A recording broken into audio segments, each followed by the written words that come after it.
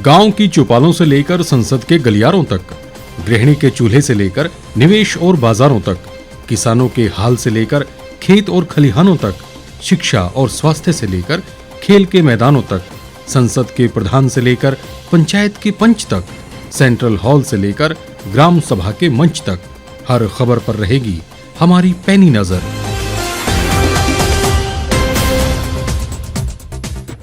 नमस्कार दर्शकों, the रीव time news channel में आपका स्वागत है।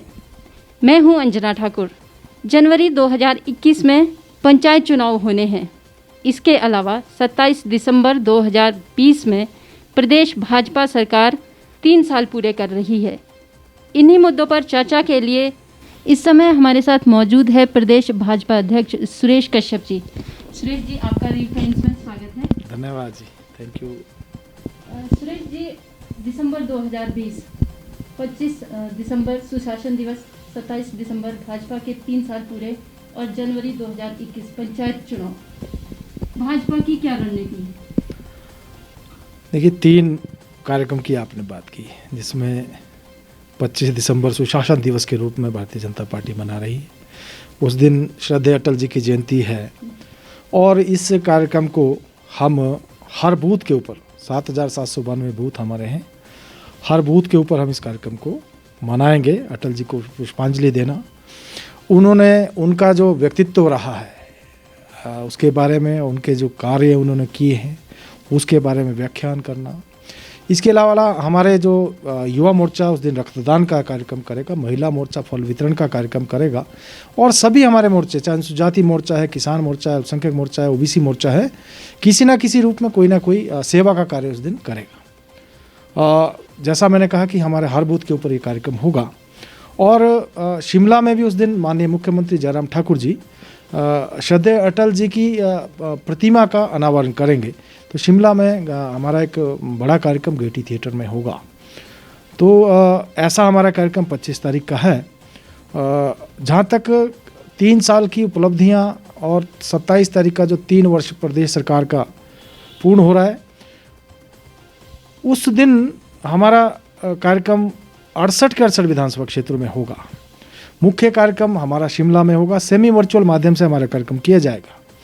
हर विधानसभा क्षेत्र में एलईडी लगाकर 2 स्थानों पर या 2 से अधिक स्थानों के ऊपर इस कार्यक्रम को देखा जाएगा उस दिन, क्योंकि हमारे देश के यशस्वी प्रधानमंत्री नरेंद्र मोदी जी, उनके मन की बात भी है, तो पहले मन की बात के कार्यक्रम को देखेंगे और उसके बाद हमारा ये कार्यक्रम होगा, जिसमें कि केंद्र से हमारे साथ हमारी पार्टी के राष्ट्रीय अध्यक्ष आदरणीय श्री जगत प्रकाश नड्डा जी और केंद्रीय रक्षा मंत्री आदरणीय श्री राजनाथ सिंह जी वर्चुअल माध्यम से जुड़ेंगे। इसके अलावा केंद्रीय वित्त राज्य मंत्री अनुराग ठाकुर जी, पूर्व मुख्यमंत्री शांता कुमार जी, पूर्व मुख्यमंत्री धूमल जी और प्रदेश का समस्त मंत्रीगण, विधायकगण, सांसदगण और पार्टी के वरिष्ठ लोग इसमें जुड़ेंगे। तो हमारा ये 27 तारीख का कार्यक्रम है। 3 वर्ष का कार्यकाल प्रदेश सरकार का बहुत ही कल्याणकारी रहा है और उपलब्धियों भरा रहा है। उस दृष्टि से कार्यक्रम हमारे लिए बहुत ही महत्वपूर्ण है। उत्साह के बीच पंचायत चुनाव में परीक्षा की घड़ी।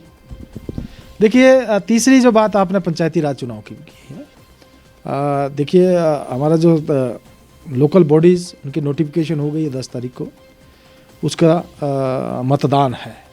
और जहाँ तक पंचायतों के चुनाव की बात है तो बहुत जल्दी उसकी भी हमारी घोषणा होने वाली है। इन चुनाव को लेकर भारतीय जनता पार्टी पूरी तरह से तैयार है। चाहे हमारे वो नगर पंचायतों के चुनाव, नगर परिषद के चुनाव हैं, म्यूनसिपल कॉरपोरेशंस के चुनाव हैं, या फिर पंचायतों के चुनाव, जिला परिषद है, पंचायत समिति है, हमारे प्रधान उपप्रधान के चुनाव है। भारतीय जनता पार्टी ने उसके लिए प्रदेश लेवल के ऊपर एक टीम का गठन किया है, जो कि इस चुनाव को देखेगी और इसी प्रकार से जिला स्तर के ऊपर भी और मंडल स्तर के ऊपर भी हमारी कमेटियों का गठन कर दिया है, जो कि पूरे चुनाव प्रबंधन का काम करेगी। हमारा प्रयास रहेगा कि ज़्यादा से ज़्यादा स्वच्छ छवि के लोग, पढ़े लिखे लोग, ईमानदार लोग आगे आएँ और अपनी विचारधारा के लोग ज़्यादा से ज़्यादा जीत कराएं। हम जो लक्ष्य लेकर चलें 2022 में फिर से भारतीय जनता पार्टी की सरकार बने, और उस दृष्टि से हमारे लिए चुनाव बहुत ही महत्वपूर्ण है। और हमारी पार्टी का संगठन आज पूर्ण रूप से उसमें जुट गया है, पूर्ण रूप से उसमें लग गया है। आज प्रदेश से लेकर पन्ना प्रमुख तक जो हमारा संगठन बना है, निश्चित रूप से जो पिछले केंद्र सरकार की जो उपलब्धियां रही हैं, चाहे वो मोदी 1 का कार्यकाल था या 1.5 वर्ष का कार्यकाल जो मोदी 2 का हुआ है, या प्रदेश सरकार माननीय जयराम ठाकुर जी के नेतृत्व में जिस प्रकार से 3 वर्ष पूर्ण करने जा रही है, आज हिमाचल प्रदेश में एक भी परिवार ऐसा नहीं जिसको किसी न किसी रूप में केंद्र या प्रदेश सरकार की योजनाओं का लाभ ना मिला हो। इन सारी बातों को लेकर हम जनता के बीच में जा रहे हैं और निश्चित रूप से उसका लाभ हमको मिलेगा।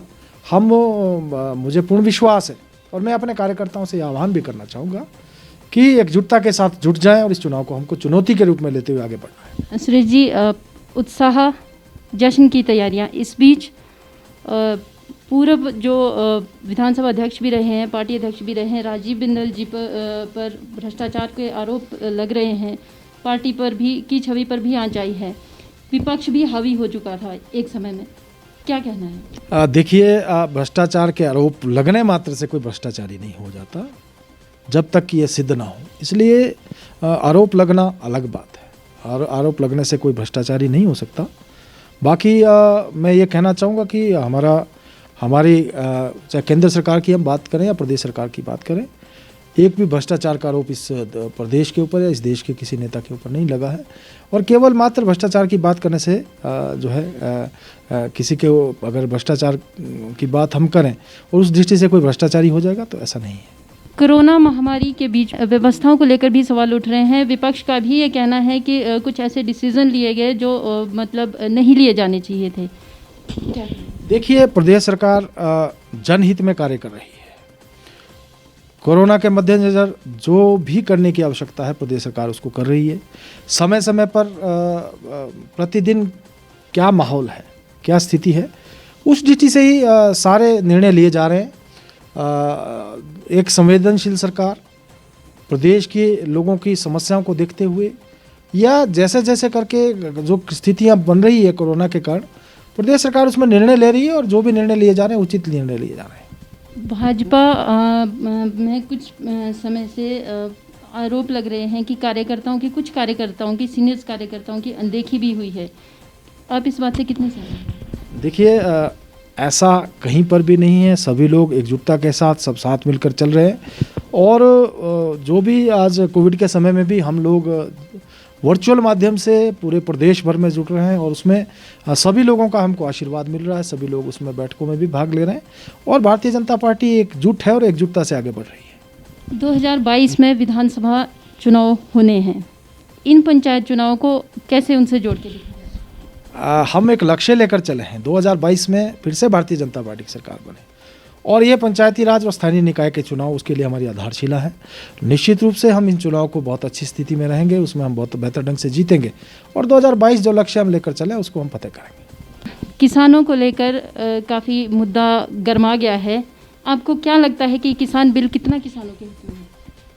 किसान कानूनों की अगर हम बात करें, कृषि सुधार कानूनों की बात करें तो निश्चित रूप से किसानों के लिए बहुत ही लाभकारी सिद्ध हो रहे हैं। इस देश के जो अन्नदाता उसका भाग्य विधाता जो इस देश के हैं, उनके लिए ये कानून मैं कहना चाहूँगा आर्थिक दृष्टि से उनको सशक्त करने वाला है। कहीं पर भी इनसे किसानों को किसी प्रकार की हानि नहीं हो रही है और कुछ लोग इसको लेकर किसानों को भ्रमित करने का प्रयास कर रहे हैं, जो कि केवल मात्र राजनीति करने का प्रयास कर रहे हैं, अपनी राजनीतिक रोटियां सेक रहे हैं। अगर हम देखें तो आज पूरे देश भर में 1-2 राज्य में छुटपुट जो है आंदोलन हो रहा है। इसके अलावा पूरे देश भर के किसान आज इन किसान कानूनों का जो है समर्थन कर रहे हैं और निश्चित रूप से मैं क्योंकि स्वयं भी एक किसान हूँ और हिमाचल की परिदृष्टि से अगर हम बात करें तो हिमाचल प्रदेश में तो इन किसान कानूनों से किसी प्रकार की हानि इस प्रदेश के किसानों को नहीं हो रही है। कुल मिलाकर जो कानून बने हैं उसमें चाहे एमएसपी की बात है, चाहे पीएमसी की बात है, उसको जारी रखने की बात की गई है और बिचौलियों से मुक्ति दिलाने का काम किया गया है और किसानों को उसकी उपज का सही लाभ मिले, उसको उचित मूल्य उसका मिले, उस दृष्टि से बहुत ही महत्वपूर्ण है, जो कि आने वाले समय में किसानों के लिए बहुत लाभकारी सिद्ध होगा। सुरेश जी, राष्ट्रीय अध्यक्ष हिमाचल से हैं और प्रदेश भाजपा अध्यक्ष सिरमौर से हैं। इसके बावजूद आपके गृह जिला का एक मुद्दा जो अभी तक मतलब सुलझा नहीं है वो है ट्रांसगिरी का, जहाँ पर लोग काफ़ी समय से संघर्षरत है। अनुसूचित जाति का जो वो मांग कर रहे हैं घोषित करने की, कहाँ तक प्रयास में सफल हुए? देखिए, ट्रांसगिरी एरिया को जनजातीय क्षेत्र घोषित करना उस दृष्टि से लंबे समय से प्रयास जारी हैं और अभी ये मुद्दा केंद्र सरकार के ध्यान में है। मैंने भी लोकसभा के अंदर भी इस बात को रखा था और उसमें जो भी करने की आवश्यकता है हम उसको कर रहे हैं और आने वाले समय में मुझे विश्वास है कि हम इसमें कामयाब होंगे। सुरेश जी, भाजपा की रणनीति को लेकर हमारे साथ बात करने के लिए आपका बहुत बहुत धन्यवाद। थैंक यू, बहुत धन्यवाद, थैंक यू वेरी मच। तो ये थे हमारे साथ प्रदेश भाजपा अध्यक्ष सुरेश कश्यप जी, जिन्होंने वर्ष 2022 में जो विधानसभा चुनाव होने हैं उसे लेकर और 2021 को जो पंचायतों का कार्यकाल पूरा हो रहा है उसमें भाजपा की पंचायत चुनाव को लेकर तैयारियों पर और किसान बिल पर खुलकर बात की।